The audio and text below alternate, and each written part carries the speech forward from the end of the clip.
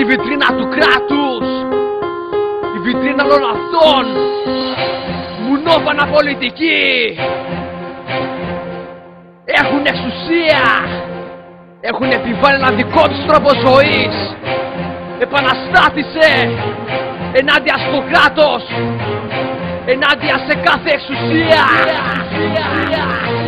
Η Χούντα έχει πέσει και μασιζέ το Πασόκ, συνώνυμη λέξη με ακαρίωσο.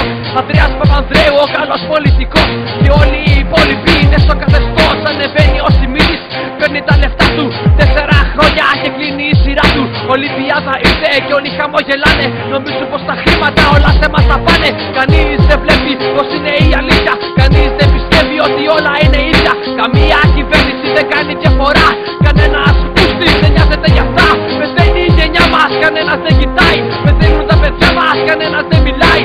Θέλουν κι άλλες αποδείξεις για να δουν πως η Χούντα είναι εδώ και ακόμη μας χαμούν.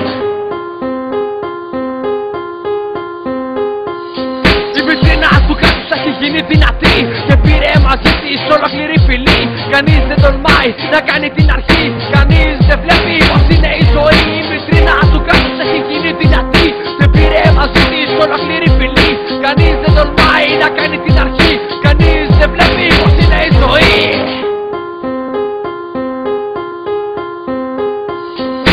Να τις σκοτώνουν κάθε μέρα μετανάστες, δολοφονούν παιδιά σαν να ήταν δράστες. Αυτοί έχουν λεφτά και όλα τα κατέχουν, αυτοί έχουν λεφτά και όλα τα ελέγχουν.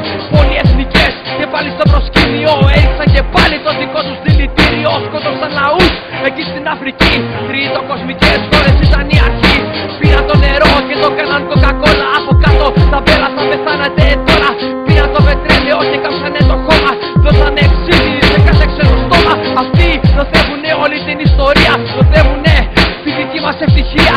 Έχουνε την πίτα και τρώνε κάθε μέρα, βγάζουν το πιστόλι και στη φοράνε βέρα. Η βιτρίνα του κράτους έχει γίνει δυνατή και πήρε μαζί της ολόκληρη φυλή.